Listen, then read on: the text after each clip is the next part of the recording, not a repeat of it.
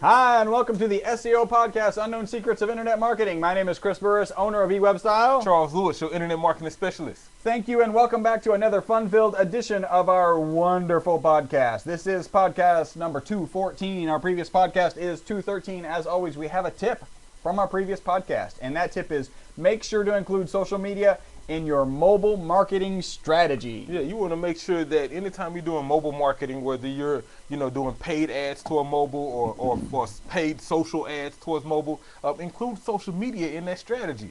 Why? Because most people are social on their mobile device. Yep. And so that's the perfect time to get some social engagement. If they've already clicked on your ad on their mobile device and you got the conversion, first off, good for you. Yep. But since you've got that conversion and they're still on their mobile device, give them something socially that they can do, especially since the fact that once they finish with you, they're probably going to be social anyway. Yeah, they're going to the Facebook page as soon as, and they're maybe on their own saying, I just bought this, or Exactly. whatever. So why not encourage them to do it? So definitely take advantage of social media usage in your mobile marketing strategy. Cool. Please remember, we are your friendly, local, neighborhood, top position snatchers. Yes. Where our mantra is, Don't be a douche. don't be a douche. It's just not a good look at It's a all. horrible look. And if you can, and if you have some sort of electronic device in front of you or around you, or I know you do, this is what you should do. You should tweet. Hashtag SEO Podcast 214.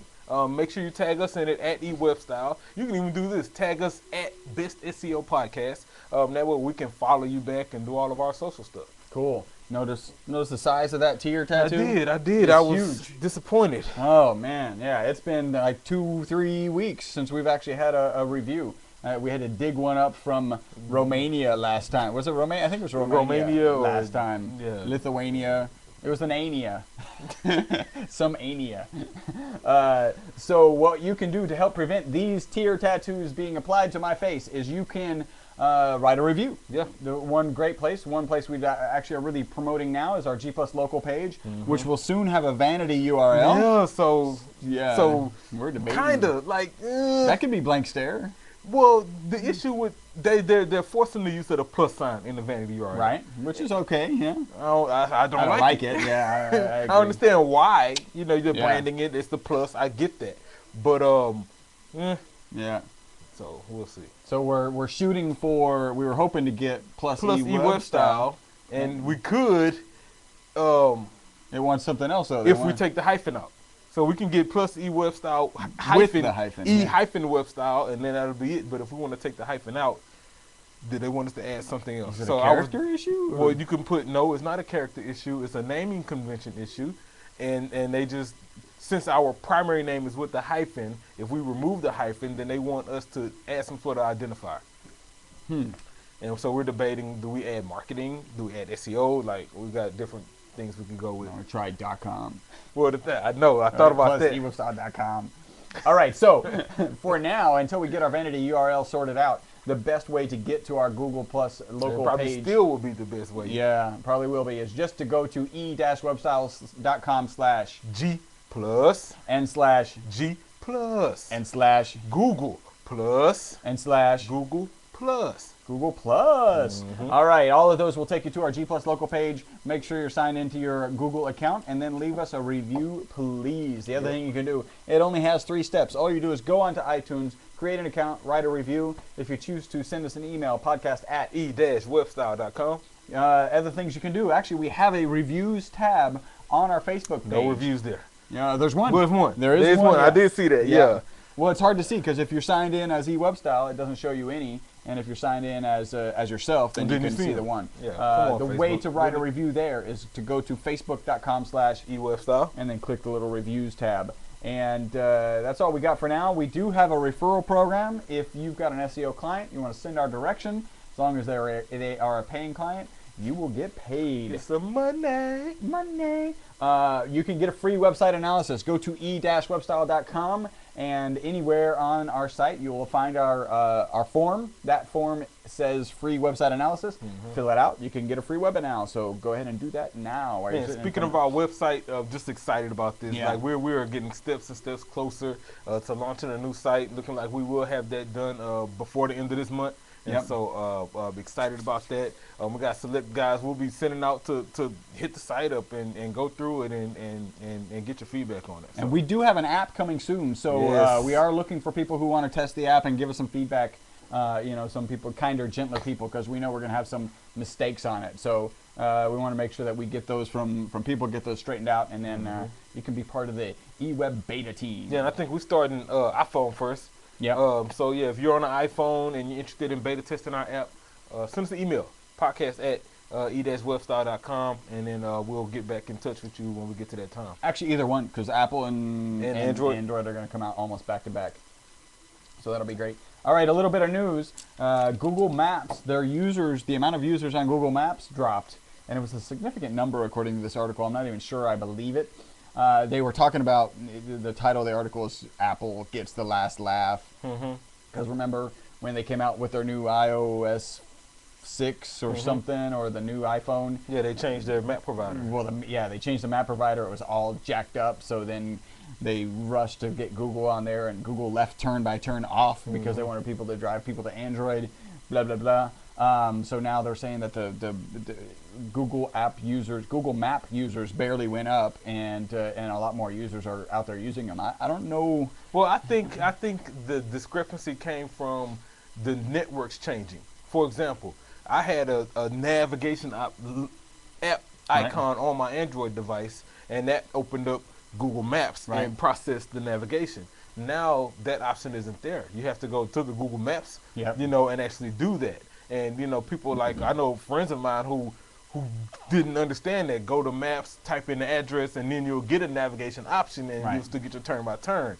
And instead, they just stopped using it and switch to something else, or to something else, or bought a TomTom or whatever. Yeah. And so I think that sort of deal contributed to the decrease in usage. Definitely. Yeah, Google is certainly known for not advertising their new features. Hey, that's our blank stare, the missing bar on Google. We'll get to that. Let's see. Google Play Music is going out onto the iOS operating system. Man, Google Play kicking the shins. Yeah.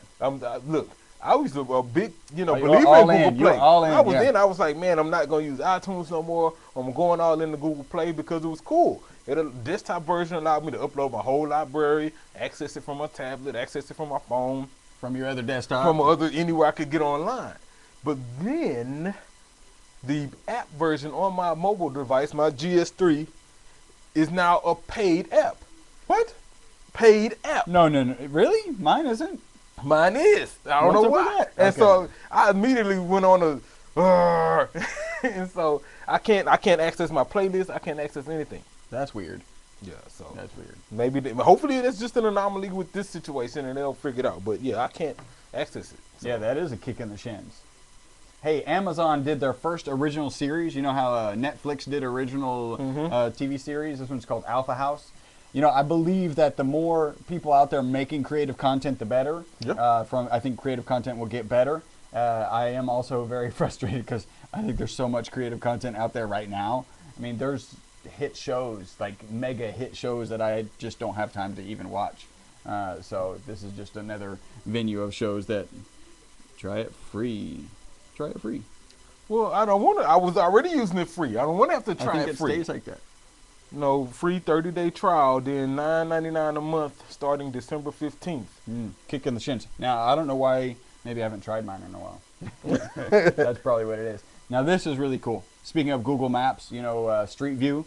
The Google has done a lot of really dynamic places. They've done like the Grand Canyon and Great Wall of China. They just finished Venice wow. canals. Right? That's pretty cool. So I had this picture of all the cameras on one of the gondolas and the guy singing Italian music as the Google Street View is going through. No, it's just a dude with a backpack. So you know what else they did? Oh, what store was that? They did a store, and from Street View you can see what's in the store, what's on the aisles. Oh wow! Yeah, it was a huge department store like a Sears or something, and I'll send that to you. It was pretty cool. That's pretty cool. And finally, Candy Crush has 500 million. The article was something about Candy Crush trying to go after looking past the first mega hit. So whoever wrote it, looking for another app. I didn't realize they have 500 million downloads. And apparently this thing is popular like insane. Yeah. You were saying You know someone who plays. Yeah, I'm married to her. She's an addict, Candy Crush addict. Sorry, sweetie. We'll get you some therapy. By the way, there's an app for. All right. Now, what's interesting about Candy Crush, though, I want to see if it's going to outlive the kind of buzz that Angry Birds had, right? You don't hear people talking about Angry Birds anymore. Right. But at one point, that was the game. Remember, even like last Christmas and last Halloween, like that was the big costume, and that was Halloween was a big, gift item to get Angry Bird things. My kids are playing that now. They're just starting to play, so they're not very good. They're 3.5. My son just launches it into the dirt. Yeah. And he loves it. He'd do that for hours.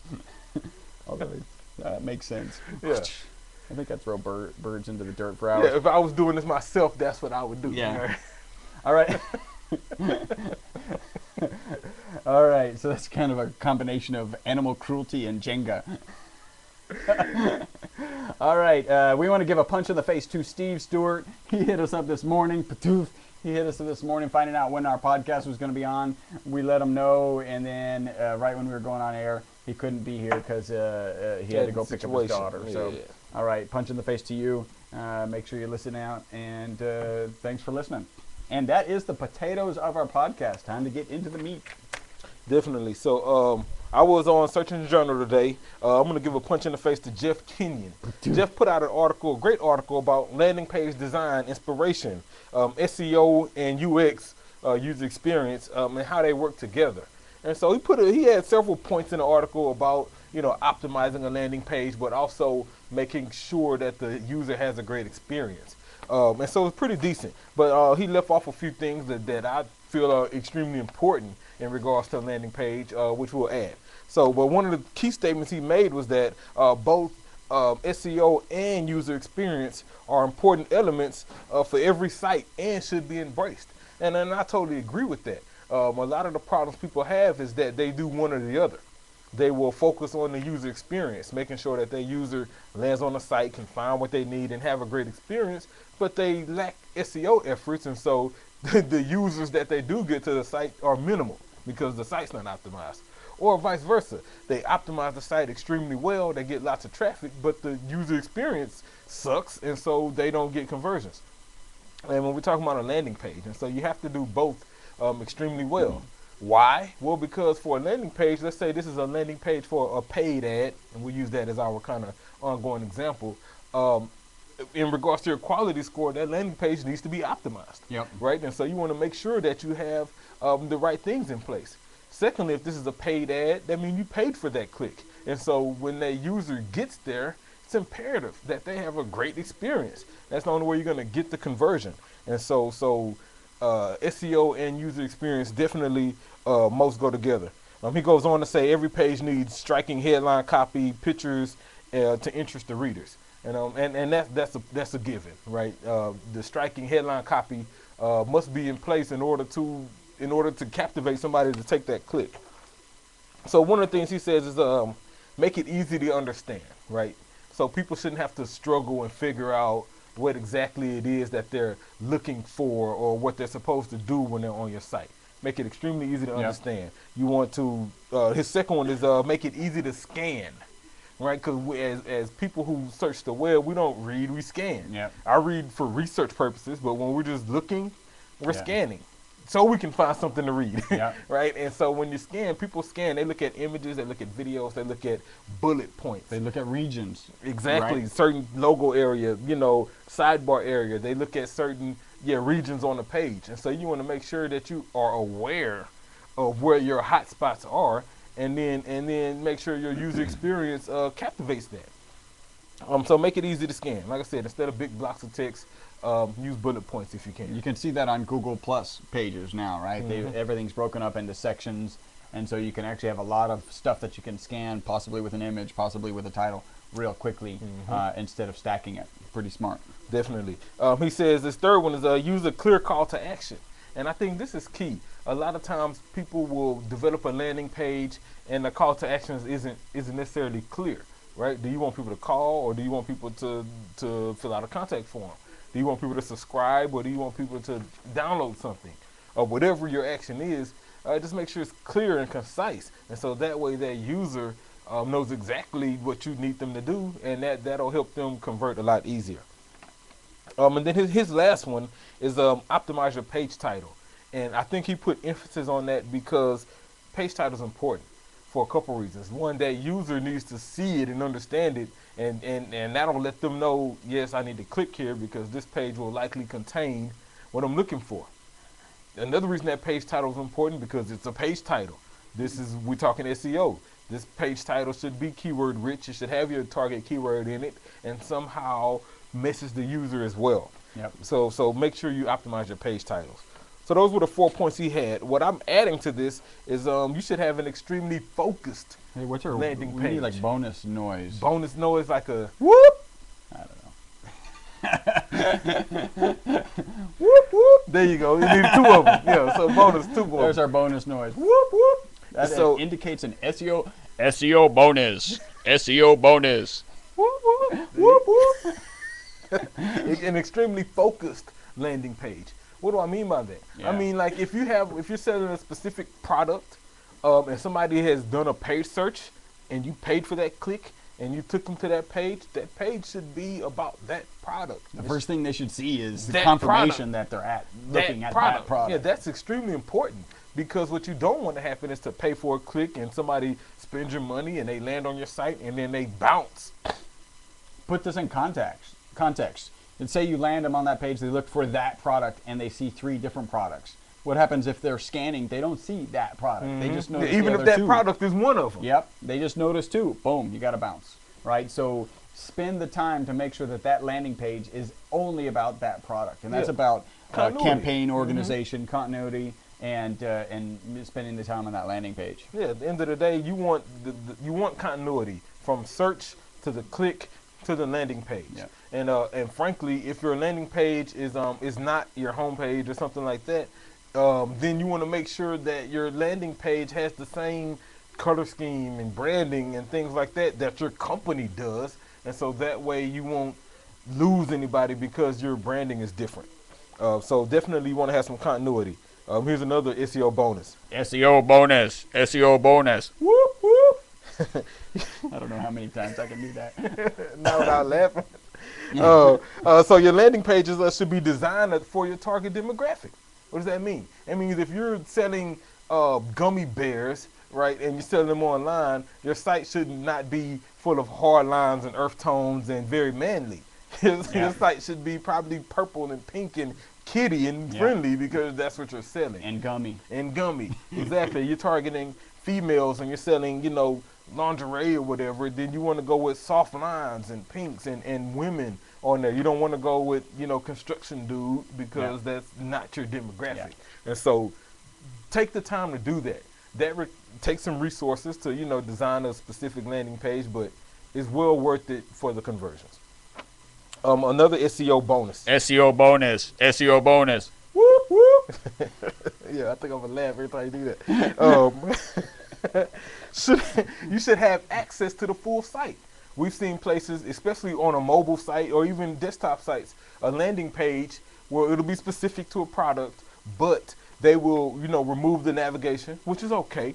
We do that sometimes, but you must, and I repeat, you must give access back to the full site because they may very well convert on that landing page. They could fill out the form, they could like you on Facebook, they could buy this product, whatever it is. But if you don't have a way for them to get more information, like, I don't know, your privacy policy maybe, or some frequently asked questions, or maybe they want to see some videos or anything like that that's on your regular site, if you don't have those connected to your landing page, they can't get there. Right. So you want to make sure you give people access to the full site if and only if your landing page is not part of the full site. What we tend to do here is design every page so that it can convert. Yep. So essentially every page could be a landing page. And we don't really run into that option much because of that, but some people do. In the last SEO bonus. SEO bonus. SEO bonus. Whoop whoop. Yeah. So the last one is get a mobile version of your landing page. A lot of people have some big graphic, heavy landing page specific to one product, and that's okay for a desktop search, but that's going to really suck for a mobile search. Yeah. And so do a mobile version of your landing page. Why? Because Google says in about 2015, 80% of the searches will be from a mobile device. Yep. And with our current clients right now, when we look at, analytics and traffic reports and things like that, most of them, over 50% of their traffic is from mobile devices.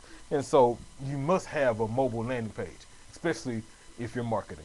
Yep. So that was all the SEO bonuses. Good article. I'll post it on Facebook. Hit us up. Tell us what you think about it. Cool. All right. We do have a little bit of what? Just Google's policy. So here we go. What? Yeah.